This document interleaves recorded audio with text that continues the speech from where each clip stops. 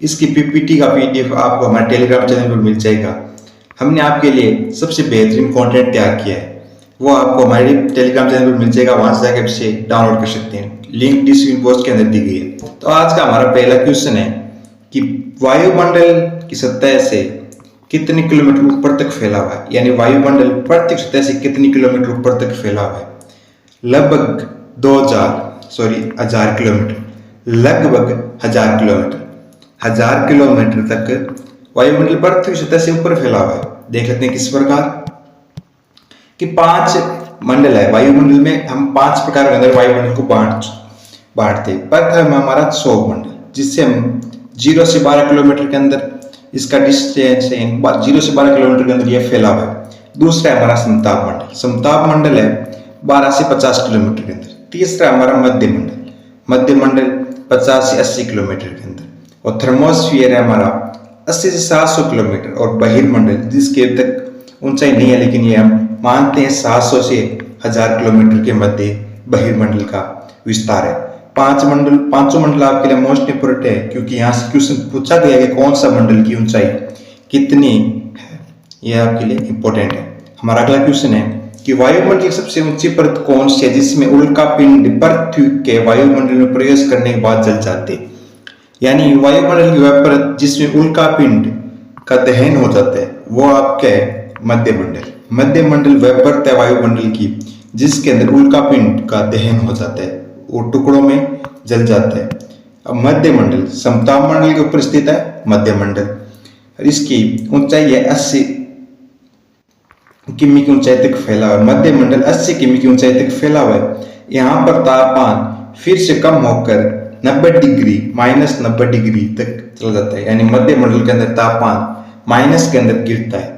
यह आपको याद रखना है। और हमारा अगला क्वेश्चन है कि वायुमंडल किस परत में लगभग सभी बादल पाए जाते हैं, यानी सभी मौसमी घटनाएं किस मंडल होते हैं। क्षोभ मंडल, पहला मंडल आपका वायुमंडल का 0 से 12 किलोमीटर के अंदर फैला हुआ है। क्षोभ मंडल थर्मोस्फीयर, जिसके अंदर सभी मौसमी घटनाएं घटित होती है। इसलिए सामान्य सी बात है कि मौसमी घटनाएं जहां घटित होगी वहीं बादल बनेंगे। तो सभी बादल क्षोभ मंडल के पाए जाते हैं, लेकिन कुछ बादल आपके समताप मंडल के अंदर भी पाए जाते हैं। इस परत में ऊंचाई के साथ तापमान घटता जाता है, माइनस करना जाता है तापमान ऊंचाई के साथ। हर ऊंचाई के साथ आपका डिग्री माइनस कम जाता है। तो याद रखना है कि क्षोभ मंडल के अंदर तापमान माइनस के अंदर गिरता है। इस तथ्य के कारण ऊंचाई के साथ हवा का घनत्व कम हो जाता है, इसीलिए अवशोषित गर्मी कम हो जाती है। इसलिए वायुमंडल में 90% गैसें पाई जाती है।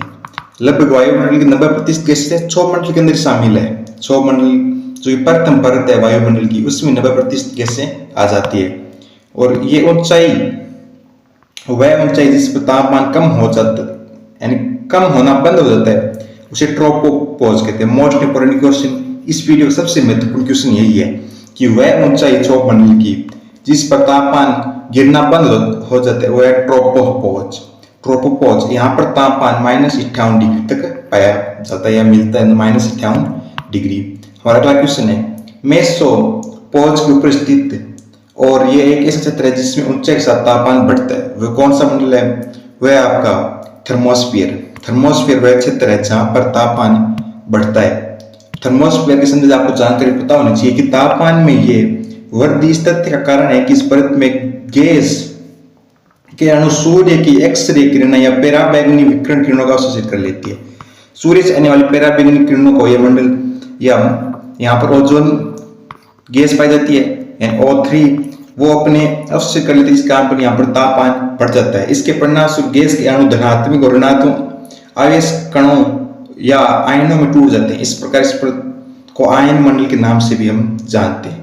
आयन मंडल के अंदर तापमान बढ़ता है क्योंकि ये सूर्य से आने वाली पराबैंगनी किरणों को अवशोषित कर लेती है, इसलिए यहाँ इसका तापमान बढ़ता है, आपको याद रखना है। हमारा अगला क्वेश्चन है किस वायुमंडल परत में आयन होते हैं और वायरलेस संचार के लिए मदद करते हैं। मोस्ट इंपोर्टेंट क्वेश्चन सीजीएल के अंदर ये क्वेश्चन आ चुका है। थर्मोस्फीयर यानी आयन मंडल।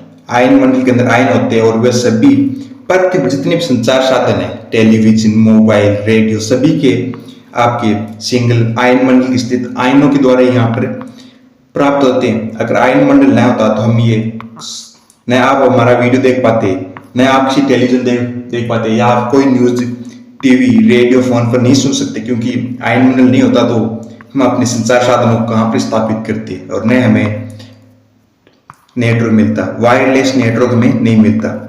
वायरों के द्वारा जरूर नेटवर्क हम पकड़ा सकते थे, पर वायरलेस नेटवर्क के लिए सबसे महत्वपूर्ण आयनमंडल या थर्मोस्फियर।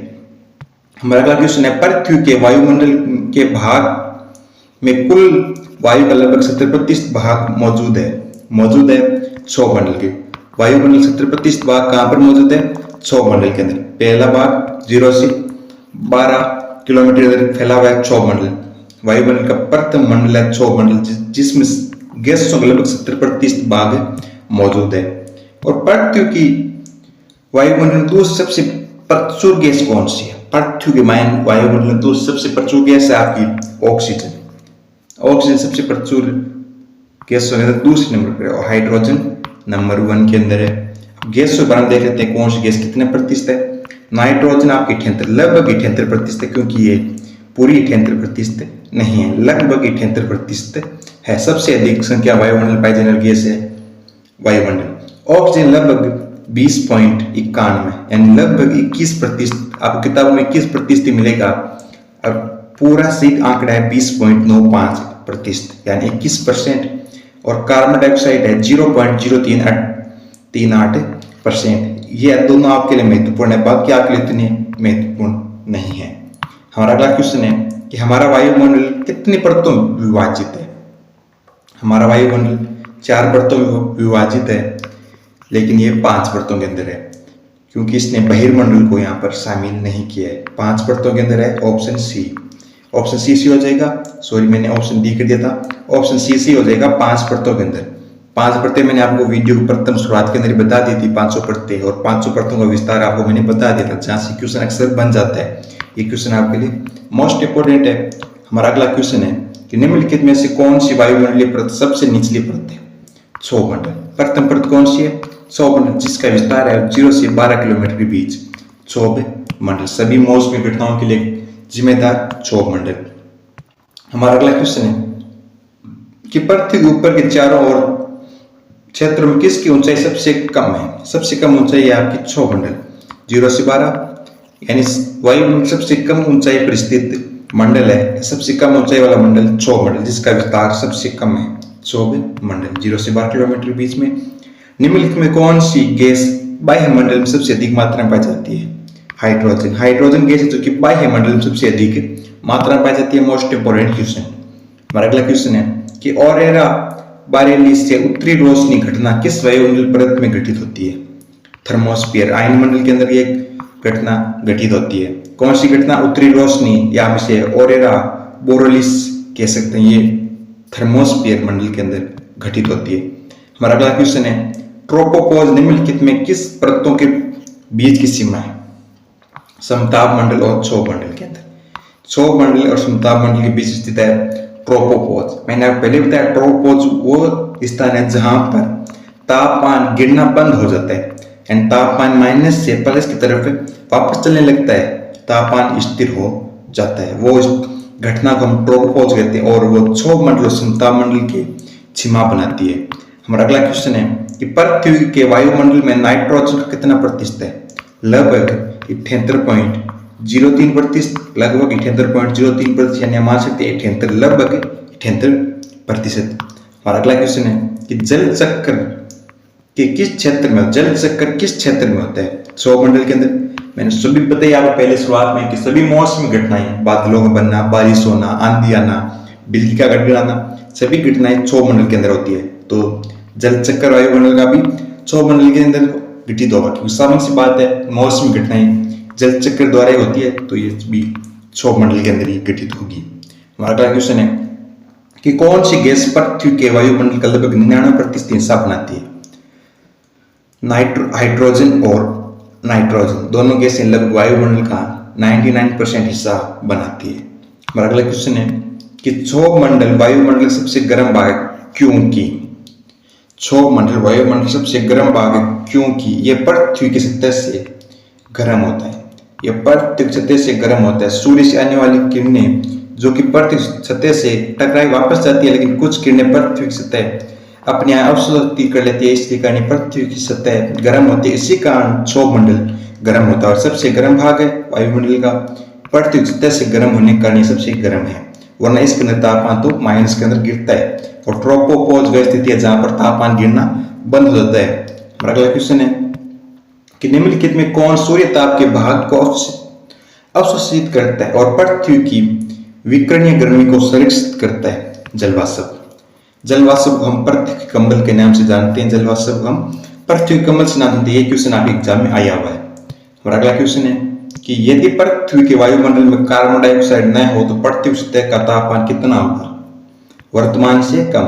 कार्बन डाइऑक्साइड वह गैस जो कि पृथ्वी के तापमान को लगातार बढ़ा रही है। अगर ये गैस न हो तो वर्तमान से तापमान माइनस के अंदर जाएगा, क्योंकि कार्बन डाइऑक्साइड ही पृथ्वी के तापमान को अधिक से अधिक कर रही है। अगर कार्बन डाइऑक्साइड का इसी प्रकार दुरुपयोग होता रहा या बढ़ती रही तो पृथ्वी का तापमान जल्दी सालों के अंदर आप देख सकते हैं कि 60+ ऊपर चला जाएगा।